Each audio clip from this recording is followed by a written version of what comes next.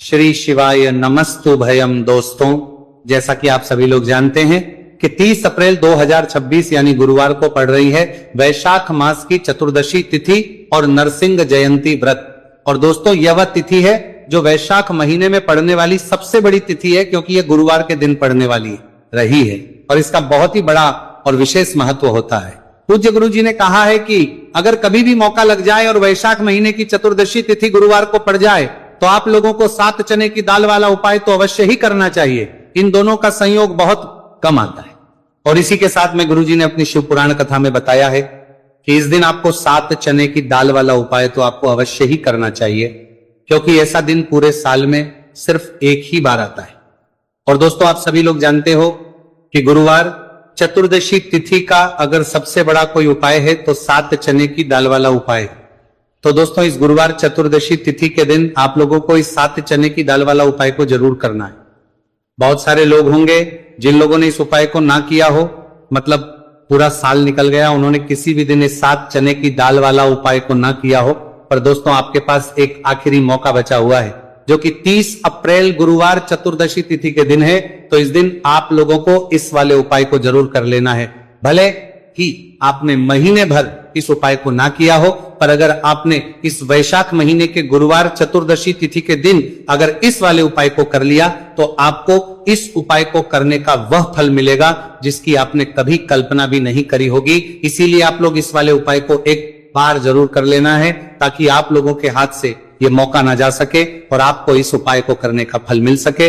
दोस्तों, ये उपाय पंडित जी ने अपनी अभी की ही श्री शिव पुराण की कथा में बताया है, जिस उपाय को आज हम आपको बहुत अच्छे से समझाने वाले हैं। इस वीडियो को देखने के बाद इस उपाय को समझने के लिए आपको कोई और वीडियो को देखने की जरूरत नहीं पड़ेगी। तो चलिए दोस्तों, उपाय को शुरू करते हैं। देखिए, ये इस वैशाख महीने के गुरुवार चतुर्दशी तिथि के दिन ये इतना खास होता है, इतना महत्वपूर्ण होता है, देखा गया है। कभी कभी बड़े बड़े पूजा पाठ अनुष्ठान से जो मनोकामना नहीं होते, वह वैशाख महीने के गुरुवार चतुर्दशी तिथि के दिन एक छोटे से उपाय करने से ही आपकी मनोकामना पूर्ण हो जाती है। और बहुत सारे लोगों ने इस उपाय को किया भी है और उनको इस उपाय को करने का फल भी जरूर मिला है। अगर आप लोग भी इस उपाय को करना चाहते हैं तो आप इस उपाय को पहले अच्छे से समझ लेना, सुन लेना, उसके बाद करना, आपको इस उपाय का फल जरूर मिलेगा।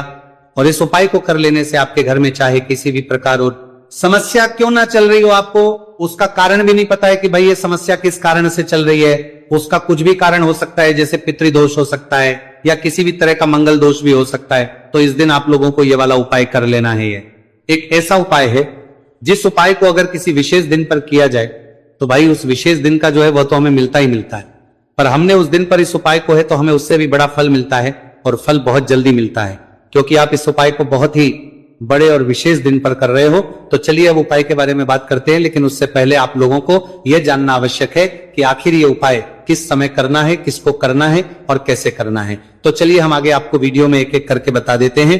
लेकिन उससे पहले अगर आप लोग हमारे चैनल पर पहली बार आए हैं या फिर मेरी आवाज आज पहली बार सुन रहे हैं तो हमारे चैनल को सब्सक्राइब जरूर कर लेना और इस वीडियो को लाइक करके कमेंट बॉक्स में श्री शिवाय नमस्तुभयम ओम नमः शिवाय जरूर टाइप कर देना।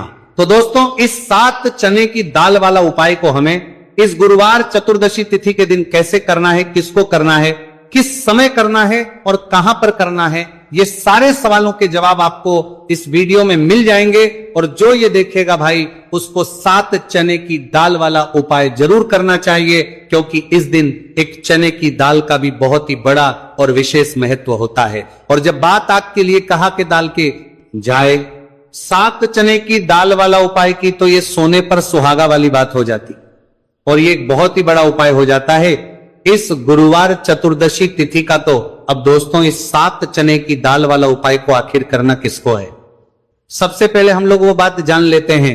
तो देखो, घर की जो बड़ी माता होती है उन माताओं बहनों में से कोई भी एक बड़ी माता बहन इस वाले उपाय को कर सकती है। और दोस्तों, अगर आप चाहे तो अपने घर में से सभी सदस्यों को भी इस उपाय को करवा सकते हैं। अगर किसी व्यक्ति की खुद की कोई मनोकामना है, खुद की कोई दुख और परेशानी है जो कि वो अपने लिए ही करना चाहता है इस वाले उपाय को, तो वो खुद अपने लिए भी कर सकता है।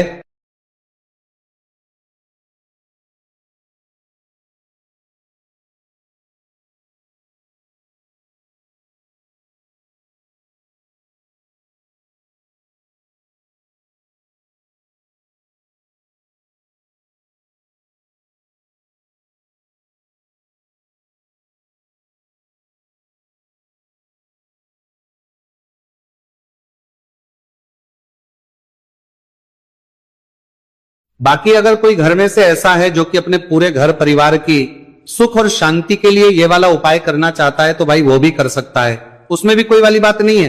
कहने का मतलब यह है कि इस उपाय को हर एक सदस्य भी कर सकता है और पूरे घर परिवार के सदस्य के लिए घर की बड़ी माताओं बहनों में से कोई एक माता बहन भी कर सकती है।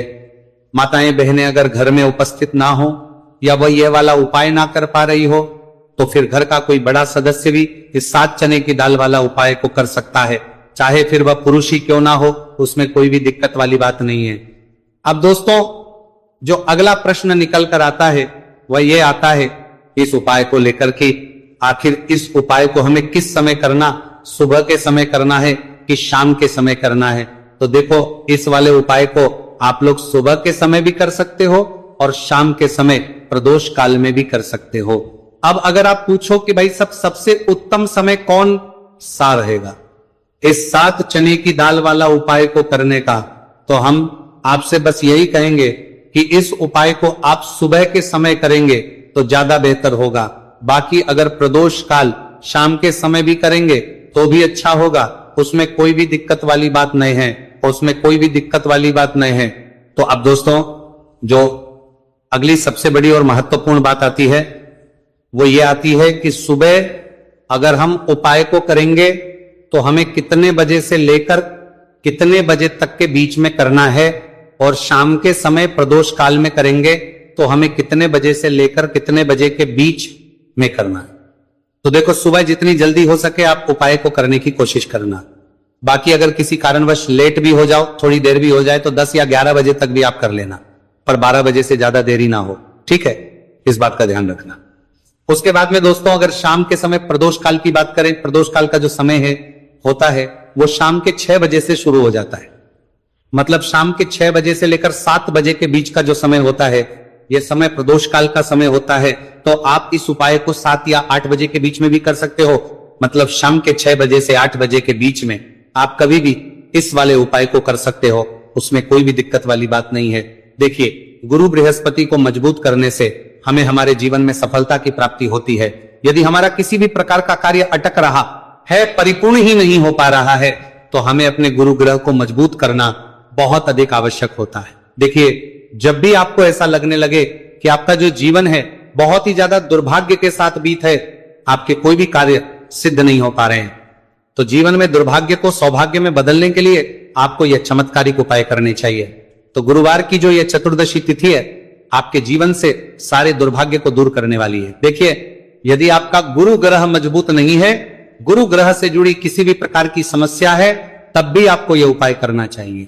आपके विवाह से जुड़ी किसी भी प्रकार की परेशानी है, बुद्धि ज्ञान और विवेक से जुड़ी किसी भी प्रकार की समस्या है, साथ ही साथ जीवन में सौभाग्य की प्राप्ति करना हो, जीवन से दुर्भाग्य को दूर करना हो और जीवन में यदि सफलता की प्राप्ति करना हो तो आपको ये चमत्कारिक उपाय जरूर करने हैं।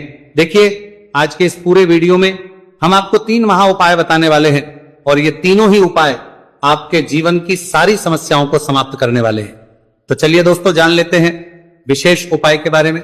देखिए इस उपाय को करने के लिए आपको मात्र 7 चने की दाल लेनी होगी, यानी कि आपको 7 चने की दाल लेनी होगी। देखिए चने की दाल जब भी आप लेंगे तो ये कहीं से भी टूटी हुई भी खंडित नहीं होनी चाहिए, इस बात का आपको विशेषकर ध्यान रखना है। इसी के साथ में आपको एक तांबे के पात्र के अंदर शुद्ध जल लेना होगा और इसी के साथ में आपको एक स्टील की कटोरी लेनी होगी जिसमें आपको शुद्ध जल लेना है। इसी कटोरी के अंदर आपको 1 से 2 गुड़ के टुकड़े भी डाल देने हैं, यानी कि आपको गुड़ वाला जल तैयार कर लेना है। अब इन तीनों ही सामग्रियों को लेकर के आपको पहुंचना है भगवान शिव के मंदिर में। देखिए दोस्तों ये जो उपाय है आप इस गुरुवार चतुर्दशी तिथि के दिन सुबह से लेकर के शाम तक किसी भी समय में कर सकते हैं। देखिए दोस्तों सबसे पहले तो आपके पास जो 7 चने की दाल है इसे आपको जो आपने गुड़ वाला जल तैयार किया है उसमें आपको डालनी है। आप 7 चने की दाल भी ले सकते हैं, 11 चने की दाल भी ले सकते हैं, 21 भी ले सकते हैं, और यदि आप 41 चने की दाल लेते हैं तो बहुत ही शुभ होता है। तो आपके पास जितनी भी चने की दाल है सबसे पहले तो आपको उसे गुड़ वाले जल के अंदर डाल देनी है। अब देखिए दोस्तों आपके पास जो एक लोटा शुद्ध जल है इसमें से थोड़ा सा जल सबसे पहले आपको भगवान शिव की शिवलिंग के सीधे तरफ जहां गणेश जी का स्थान होता है वहां पर आपको अर्पित करना है। फिर थोड़ा सा जल श्री कार्तिकेय जी वाले स्थान पर अर्पित करना है। फिर आपको थोड़ा सा जल माता अशोक सुंदरी वाले सन पर अर्पित करना है।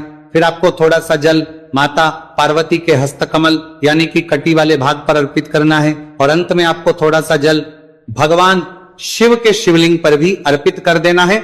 और उस पात्र के अंदर आपको थोड़ा सा जल और शेष बचा लेना है, यानी कि पांचों ही स्थान पर थोड़ा थोड़ा जल अर्पित करने के बाद अंत में शेष जल और उस पात्र के अंदर आपको बचा लेना है।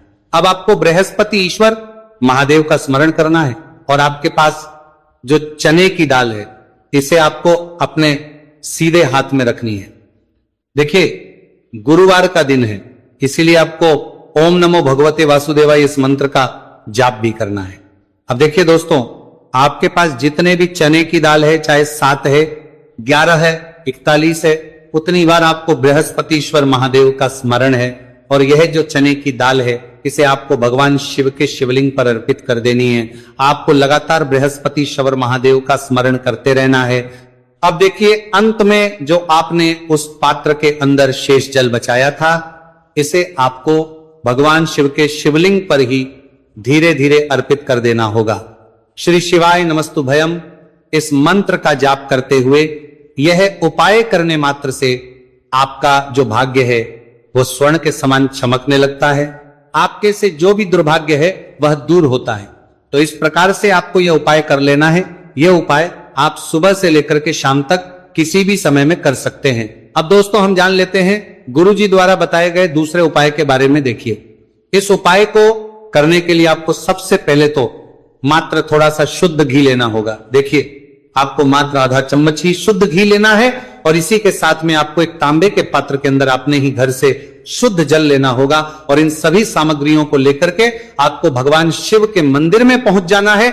आप यह उपाय सुबह से लेकर के शाम तक किसी भी समय में कर सकते हैं। देखिए सबसे पहले तो आपके पास जो एक लोटा शुद्ध जल है इसे आपको धीरे धीरे शिवलिंग पर अर्पित कर देना है। श्री शिवाय नमस्तु भयम इस मंत्र का जाप करते हुए और बृहस्पतिश्वर महादेव का मन में स्मरण करते हुए अब देखिए दोस्तों, आपके हाथ की जो अंगूठे के पास वाली उंगली होती है, तर्जनी उंगली, उसमें आपको ये शुद्ध घी लेना है और इस उंगली से आपको शिवलिंग पर जहां माता अशोक सुंदरी का स्थान होता है वहां पर आपको इस घी से अच्छे से लेपन करना है।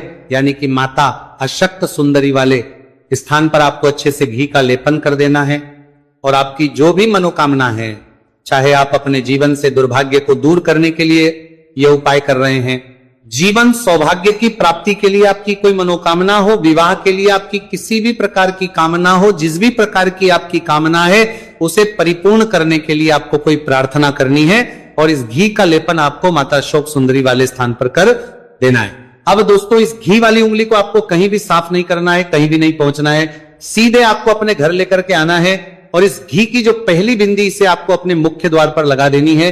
और इस घी की बिंदी आप अपने घर में जहां भी आप धन रखते हैं वहां पर भी लगा सकते हैं। आपके घर में जहां कहीं भी रसोई घर है वहां पर भी आप इस घी की बिंदी को लगा सकते हैं। तो 3 जगह आप इस घी की बिंदी को लगा सकते हैं। आपके घर में कभी भी अन्न और धन की कमी नहीं होगी और आपके घर में जो भी क्लेश होगा वो भी समाप्त हो जाएगा। तो इस प्रकार से आपको दुर्भाग्य को दूर के लिए दूसरा उपाय करना है। तो चलिए दोस्तों अब हम जान लेते हैं तीसरे विशेष और अंतिम उपाय के बारे में। देखिए ये उपाय भी बहुत ही खास है, विशेषकर आपके भाग्य को उदय करने के लिए यह उपाय भी बृहस्पतिश्वर महादेव का ही होने वाला है। और विशेषकर आपको यह उपाय भी गुरुवार चतुर्दशी तिथि के दिन ही करना है। देखिए इस उपाय को करने के लिए आपको सबसे पहले तो एक प्यारी सी और सुंदर सी बेलपत्र लेनी होगी। बेलपत्र लेते समय ध्यान रखें कि यह कहीं से भी कटी फटी खंडित नहीं होनी चाहिए। यदि आपको बेलपत्र नहीं मिल पाती है तो आप शिवलिंग पर चढ़ी हुई बेलपत्र को पुनः शुद्ध जल से धो करके उसका उपयोग कर सकते हैं। इसी के साथ में आपको एक तांबे के पात्र के अंदर शुद्ध जल लेना होगा और इसी के साथ में आपको आधा चम्मच या फिर उससे भी कम शहद लेना होगा।